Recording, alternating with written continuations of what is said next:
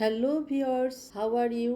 বগুড়ার বিখ্যাত চিকেন চাপ রেসিপি নিয়ে তোমাদের সামনে চলে আসলাম। আই থিঙ্ক দ্যাট তোমরা আমার এই রেসিপিটা অনেক বেশি পছন্দ করবে। চিকেন চাপ তৈরি করার জন্য প্রায় 1.5 কেজি ওজনের চিকেন নিয়ে ফেলেছি। অলরেডি আমি কয়েকটা পিস রেডি করে ফেলেছি এবং তোমাদেরকে দেখানোর জন্য 2টো পিস আমি রেখেছি যে কিভাবে এই পিস থেকে কিভাবে হাড় বের করে নিতে হয়। একটা থাই এবং একটা রানের পিস রেখেছি। দেখো আমি আস্তে আস্তে চাকু দিয়ে হাড়টা বের করার চেষ্টা করছি। দেখো খুব সাবধানে করতে হবে যেন হাতে না লাগে। অলরেডি আমার হাতে একটু লেগেও গেল। তো যাই হোক, দেখো খেয়াল করে দেখো যে খুব সুন্দরভাবে হাড়টা বের করার চেষ্টা করছি এবং হাড়টা বের করা কিন্তু কঠিন কিছু না। হ্যাঁ, একটু বের করে নিয়ে তারপরে কেচিতে একটু কেটে নিতে হবে এবং হাড়টা বের হয়ে গেলে আমাদের চিকেন চাপের প্রিপারেশন রেডি হয়ে গেল। এই যে দেখো, একটু খেয়াল করে দেখো, একটু জাস্ট 1 সেকেন্ড আস্তে আস্তে চাকু দিয়ে খোঁচায় খোঁচায় হাড়টাকে মাংস থেকে কিভাবে সেপারেট করে ফেলতে হয় একটু ধৈর্য সহকারে তোমাদেরকে দেখতে হবে। আমি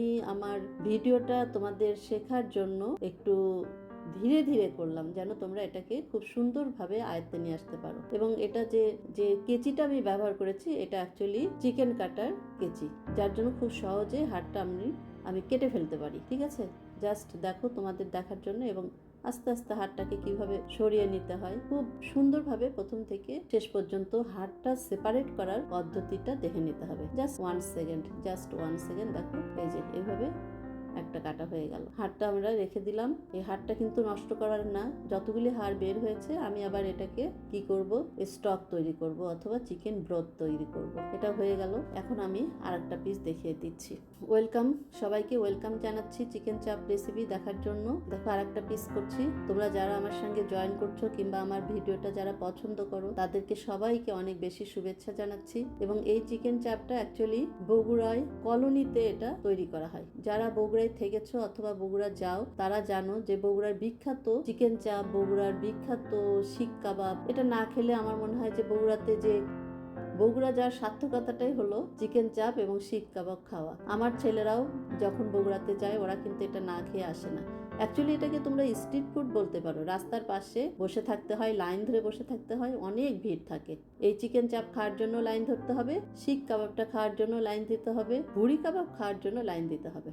এখন দেখো এটা হাড়টা ছাড়ানোর পরে আমি একটা কিচেন হামার নিয়েছি। এই হামারটা দিয়ে এটাকে আমি একটা পলিথিন ব্যাগ উপরে দিয়ে আস্তে আস্তে এটাকে আমি প্রেস করব। এবং যতটা প্রেস করব ততটাই এই পিসগুলি হালকা হয়ে যাবে। হালকা মানে এটা থিন হয়ে যাবে, পাতলা হয়ে যাবে। এবং এটাকে আমি যতটা থিন করতে পারবো ততটাই এটা ক্রিস্পি হবে। যখন আমি এটা ভেজে তুলবো তখন ক্রিস্পি হবে এবং খেতেও খুব ভালো লাগবে। অলরেডি আমি সবগুলি করেছি। এখন আমার মশলা তৈরি করার পালা। মশলা তৈরি করার জন্য অ্যাট ফার্স্ট আমি কিছু বাদাম দেখাচ্ছি তোমাদেরকে। দেখো কয়েকটা আমি কাজু বাদাম নিলাম এবং কয়েকটা 8-10টা অ্যালমন্ড নিয়েছি। তো এগুলি আমি গুঁড়া করে নিব। এর সঙ্গে কিছু কাঠবাদাম, যেটাকে আমরা চীনা বাদাম বলি, সেটাও আমি নিয়েছি, একসঙ্গে করলাম। এবং এর সঙ্গে কিছু মাস্টার্ড সিডস নিয়েছি।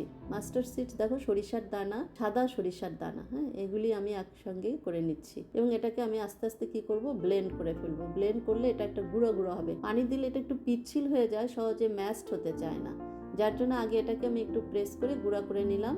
এখন এর ভিতরে আমি কাঁচা মরিচ, প্রায় 10-12টা কাঁচা মরিচ আছে, এগুলি দিয়ে দিলাম।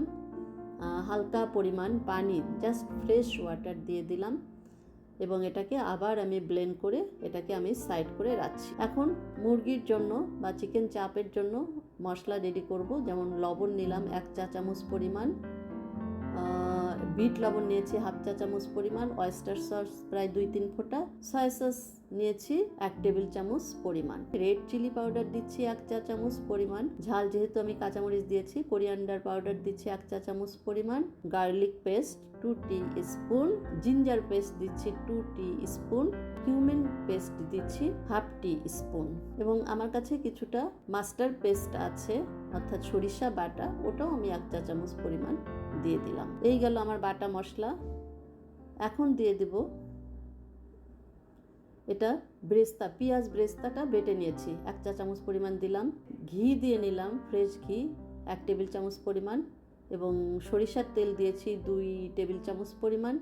এবং আমার হাতে যেটা দেখছো এটা হলো মশলা, গরম মশলা, বিভিন্ন ধরনের মশলা, দারুচিনি, এলাচি, কালো এলাচ, লং, গোলমরিচ, জয়ফল, জয়ত্রী, স্টার মশলা, মানে যত ধরনের মশলা আছে সেগুলি আমি গুঁড়ো করে নিয়েছি। শুকনো মরিচও আছে এবং টমেটোর সসও দিয়ে দিচ্ছি আমি 2 টেবিল চামচ পরিমাণ, এবং 50 গ্রাম পরিমাণ আমি টক দই দিয়ে দিলাম। মশলা দেওয়ার পালাটা শেষ। এগুলিকে খুব ভালোভাবে মিক্সড আপ করে নিতে হবে। সুন্দরভাবে আমি এটাকে মিক্সড আপ করব, এবং এটাতে লেবুর রস দিলে আরও ভালো হয়। আমি এই লেবুর রসটা হয়তো ড্রপ করে ফেলেছি। আচ্ছা, এখন আমি কি করব, এই মুরগির যে চাপগুলি আমি রেডি করে রেখেছি সেগুলিকে খুব সুন্দর করে মশলা গায়ে মাখাবো। দেখো, খুব সুন্দরভাবে আস্তে আস্তে প্রেস করছি যেন মশলাগুলি আমার মাংসের ভিতরে ঢুকে যায়। হ্যাঁ, খুব সুন্দরভাবে আস্তে আস্তে এটাকে প্রেস করতে হচ্ছে। এইভাবে আস্তে আস্তে সব পিসগুলি আমি মশলা মাখিয়ে নেব। হ্যাঁ, খুব সুন্দরভাবে এটাকে প্রেস করতে হবে। প্রেস বলতে মশলাগুলি মাখাতে হবে যেন ভিতরে ঢুকে যায় মশলাগুলি।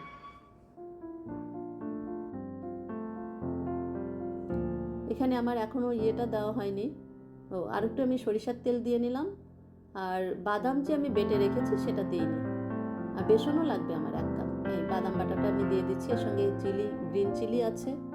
ঝালের পরিমাণটা actually depends on you, it's up to you, তোমরা কি পরিমাণ ঝাল খাবে। তবে আমার মনে হয় যে চিকেন চাপের জন্য একটু ঝাল রেসিপি হলে ভালো হয়, কারণ চিকেন চাপে একটু ঝাল হবে। আর একটা কথা বলে নেই, এই চিকেন চাপের সঙ্গে তোমরা লুচি কিংবা ডাল পুরি অথবা পরোটা দিয়ে খেলে আরো বেশি ভালো লাগে, নান এসব দিয়ে খেলে ভালো লাগে। এর সঙ্গে একটা খুব সুন্দর একটা সালাদ তৈরি করে নিতে হবে, যেটাকে আমি টক দই দিয়ে বলতে পারি, টক দই অথবা চিজ দিয়ে সালাদ তৈরি করে নিতে হবে। এবং এটাকে আমি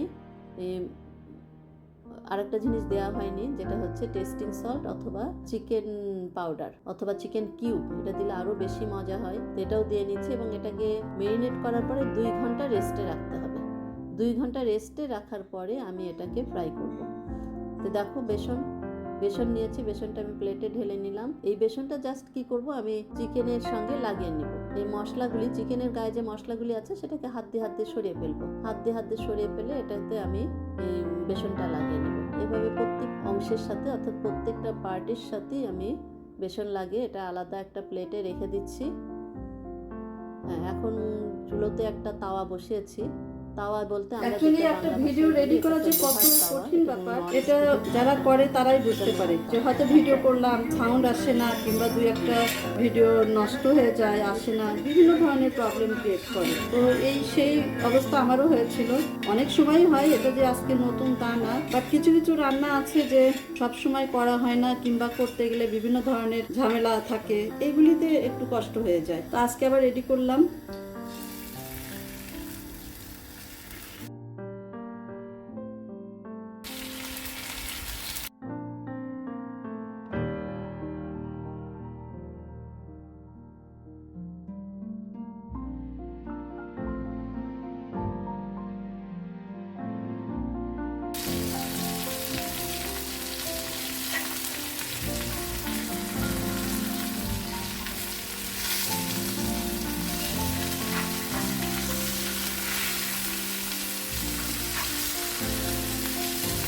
সেই বগুড়ার বিখ্যাত চিকেন চাপ, এটাকে উল্টায় দিলাম। একটু পোড়া পোড়াও হবে, এটা একটু চুলোর ফ্লেমটা মিডিয়াম রেখেছি।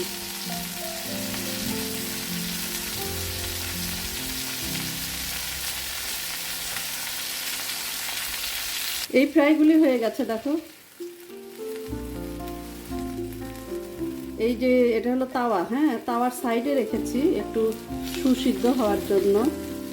অ্যাকচুয়ালি এখানে এইভাবেই রাখে, আমি বগুড়ার কলোনির চাপটা এইভাবেই করে। হ্যাঁ, তো এই যে এখানে এটা রেখেছি। এখন মাঝখানে আবার আরও কিছু আমি দিচ্ছি ভাজার জন্য। ওটা সাইডে থাকুক, এটা আবার এখানে ভাজবো। চিকেন চাপটা আমার তৈরি হয়ে গেছে, দেখো। তৈরি হওয়ার পরে আমি তাওয়ার উপরে একটু রেখে দিয়েছি। চুলোর জালটা কিন্তু আমি বন্ধ করে দিয়েছি। এত দারুণ হয়েছে খেতে যে আমি এখান থেকে একটু তোমাদেরকে খেয়ে দেখাচ্ছি। এটার যে জুসিনেসটা, দারুণ জুসিনেস, এই দেখো, এত টেস্টি হয়েছে যে আমি তোমাদেরকে বোঝাতে পারবো না। আমি একটু খেয়ে দেখলাম, খুবই সুন্দর হয়েছে। তো এই অবস্থায় আমি রেখেছি যে একটু গরম থাকবে, খাওয়ার সময় নেওয়া যাবে। আমি পাতিল থেকেই বিদায় নিচ্ছি। তৈরি হয়ে গেল আমার চিকেন চাপ। তোমাদের সাথে নেক্সট টাইমে দেখা হবে নতুন কোনো রেসিপি নিয়ে। আজকের মতো শেষ করছি। আল্লাহ হাফেজ।